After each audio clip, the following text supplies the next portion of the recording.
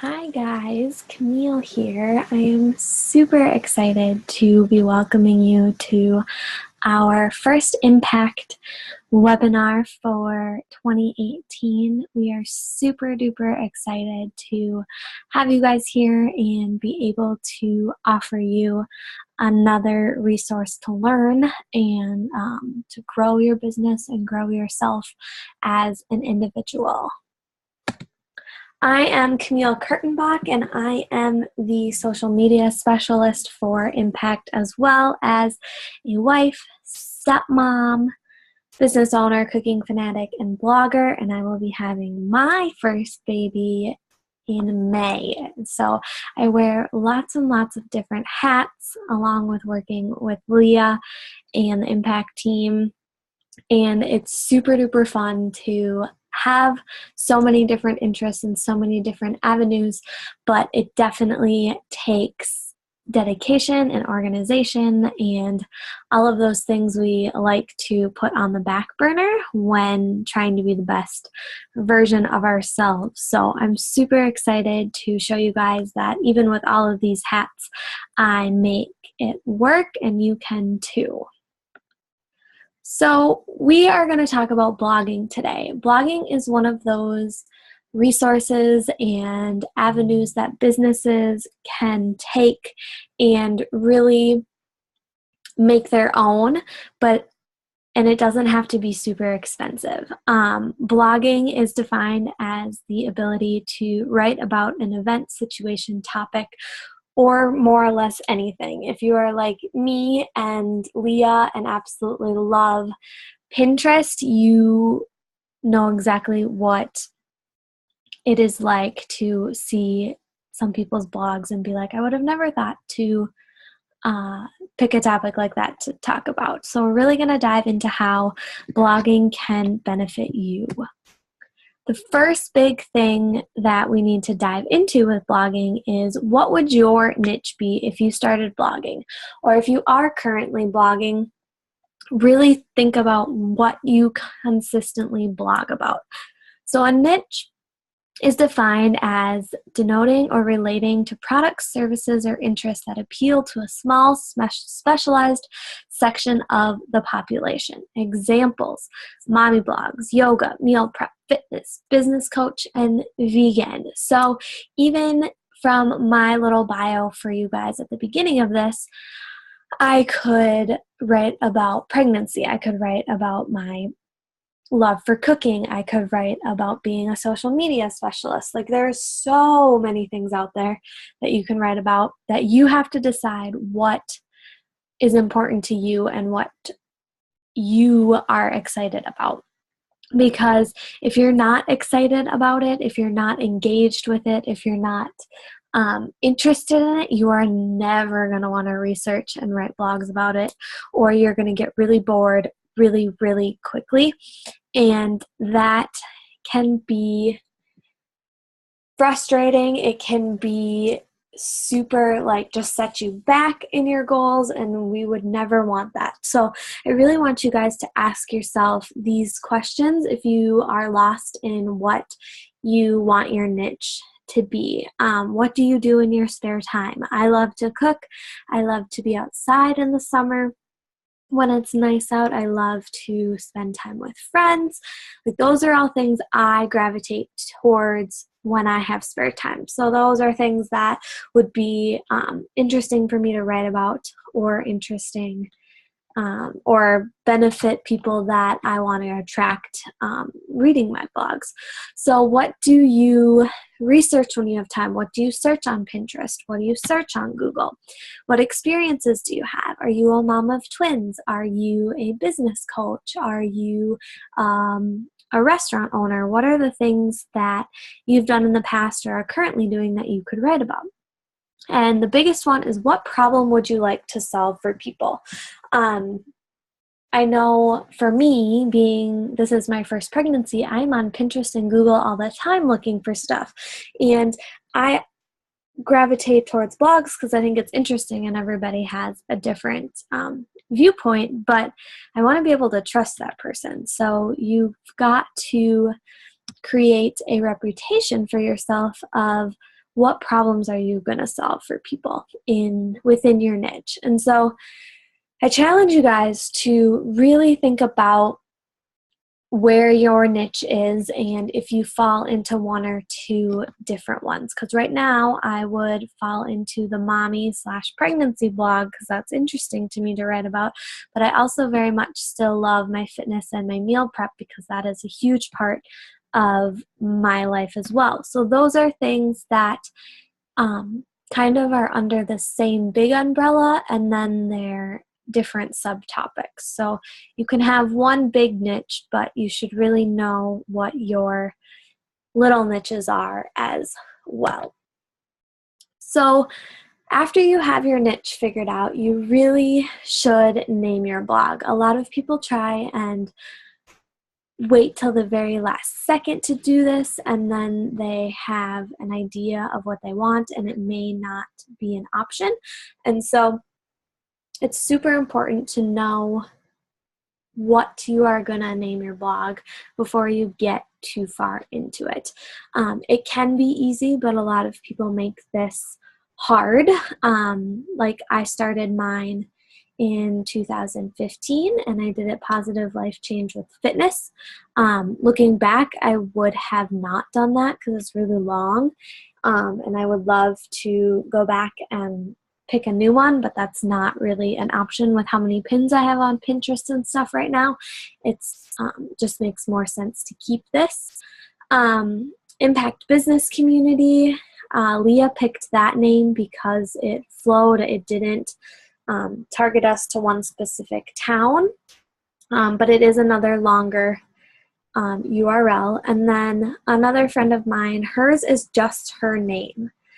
She has created a brand around herself, and so she literally just named hers after herself. So we'll look at those websites later in the webinar, but you should really sit down, brain dump, make a list of the different names you think would be beneficial for yourself and the blog that you want to create and nurture.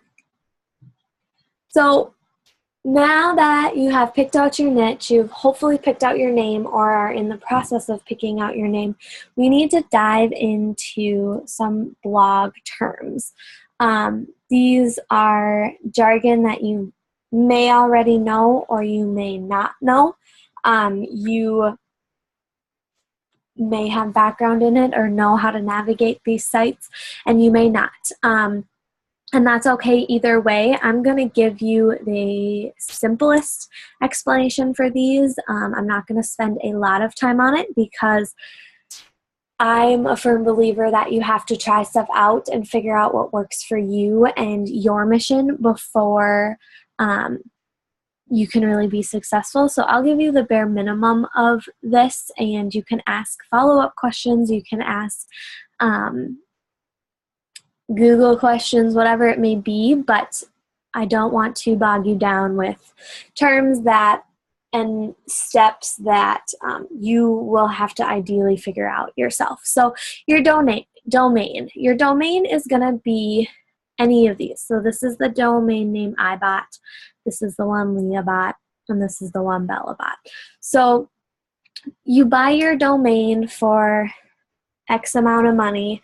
You can purchase them through Google Domains or GoDaddy are the ones that I see most often. Mine was purchased through GoDaddy.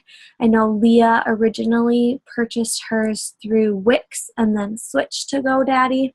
So personally, I think GoDaddy is the most universal. Google is probably as well, but when I was buying mine, GoDaddy was the one that was suggested to me. It's super simple. They have a good customer service, so that would be my suggestion. You are going to have to make sure your domain name is available. You can do that on Google as well or GoDaddy.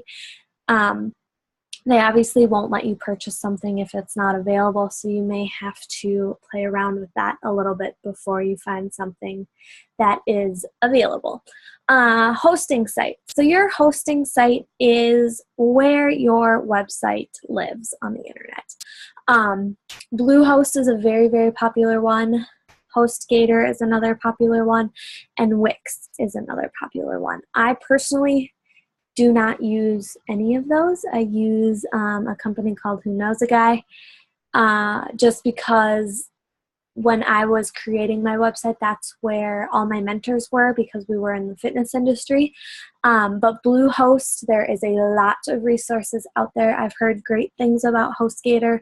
Leah has experience with Wix. Wix is very easy to set up, very low cost. So if that's the route you want to go, I highly suggest looking into Wix. Bluehost is a little bit more elaborate, and HostGator, I would say, is kind of in the middle. WordPress is an online tool that you use to design and publish content on your site. So my website is a WordPress site. Impacts is a Kajabi site, and then I'm not sure what Bella's is. We can look when we click over to hers, but I personally find WordPress to be user-friendly, but that's where all my training and the time I've spent on YouTube and just watching videos has come from. Wix, I believe, is a little bit more user-friendly and can also be designed if you are starting from the ground up, but WordPress is going to be your most universal, and most hosting sites want you to use WordPress. So I will leave it at that for you guys. If you have questions about any of these, or more detailed questions, or you want more details about any of these websites or these terms, please let me know, and I will record a supplemental video to dive more into that. Next, you guys get to pick your brands. So your blog brand should have consistent colors, consistent font styles, consistent-ish graphics and themes, and then your logo. So we're going to hopefully be able to click out of here to these websites. This one is mine. So when you are visiting my website, and I'm not logged in, you don't see this. But as you can see, my colors are these green and blues, and that is consistent throughout my whole website. Right now we are currently on the blog page because I wanted to show you guys how that was laid out, but you can see that it's consistent through my whole website. My sub menus are the same blue, and then there's this greenish blue throughout. As you can see, this is my logo. So this I have an image of, and I can plot wherever I need to. So that's mine. Impacts is a little bit different. Like I said, theirs is a Kajabi site, but as you can see, the black and green are very consistent throughout this whole website.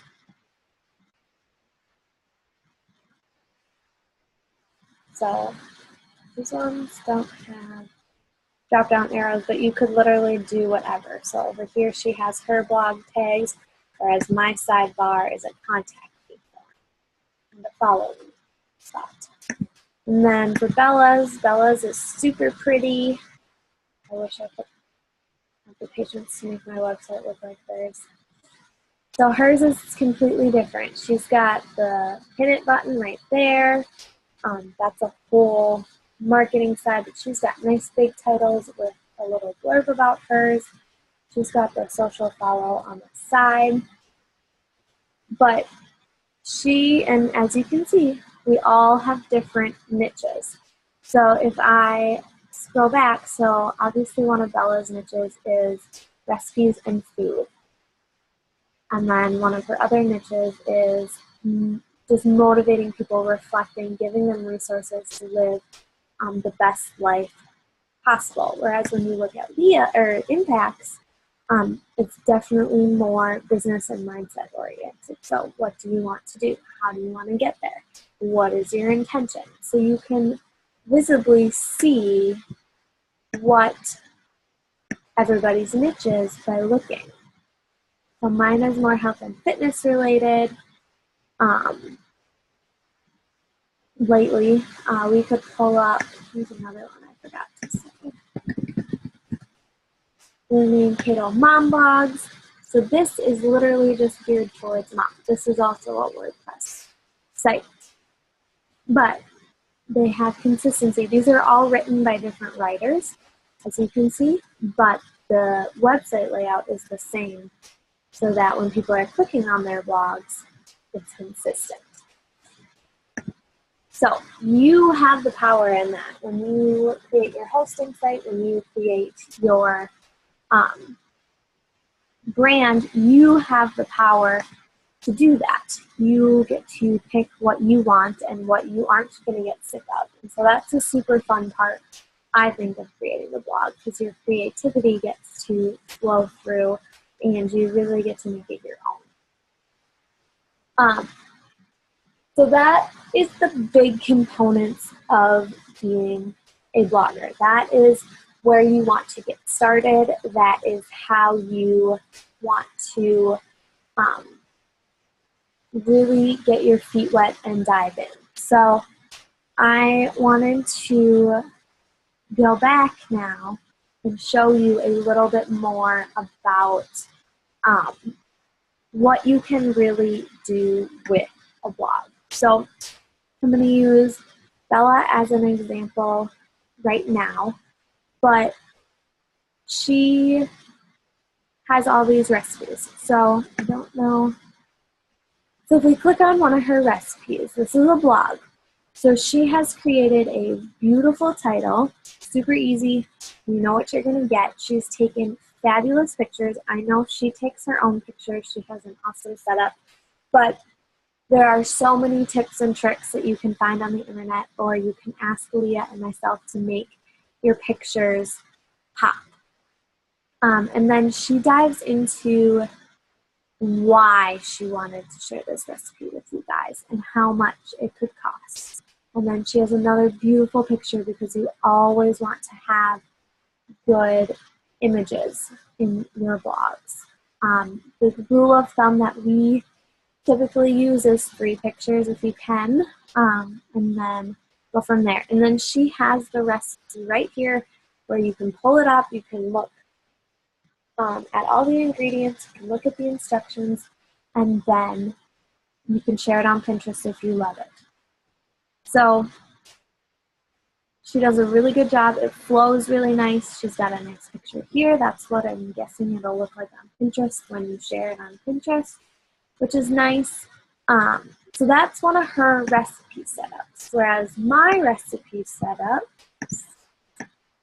actually are in a different part of my website, because there are a lot of them. See if this works, because I'm logged into my WordPress. I didn't realize that. So mine show up as little boxes, which you get to decide. That's the fun part.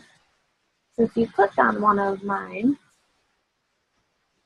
it looks different than Bella's, and that's okay, because this is my brand. We don't all want to be the same. So there's a nice picture, a little blurb about it, and then the recipe and the instructions. So super simple, nothing super elaborate, but it works for my brand and what I want to share. So then if we click on one of the impact ones, here's one about 2018 resolving to audit your personal brand. So really looking into yourself and making it work. So this is going to be more for the business owner type people, the people that have a brand. That's who this blog is talking to. So you have a nice bright picture at the top, and then you have your word count, which this is going to be easy to read. It's all the same size. You know what you're getting into, and it's not extremely long. Well, this one is kind of long, but not super long. There's some that are way longer. There's some that are way shorter. I tend to stick to between 300 and 1,000 words when I write my blogs. That way, if people are in a hurry, they can still get through most of it, and you can still get quality content out there for your people. biggest thing you guys can do for your customers or your clients or your tribe or your avatar, whatever word you use, is give them resources and information that is useful. You want to be their go-to individual when it comes to whatever your niche is. So create that brand for yourself, create the consistency. I don't know how many times I talk to business owners and they're like, oh, blog or a post 1 day a week. 1 day a week is going to get lost very quickly in the loud world of social media. So I highly suggest you look at your audience, you see how active they are on social media, and you rework your formula of how often to post from that. So I hope that this overview of blogging really gets your wheels turning, that you are excited for the new year, that you have the opportunity to try something new or revamp something that you've already been working on. And I hope that you guys ask your questions and that you enjoyed this webinar. Any feedback is greatly appreciated, and I hope that you guys have a wonderful rest of your day.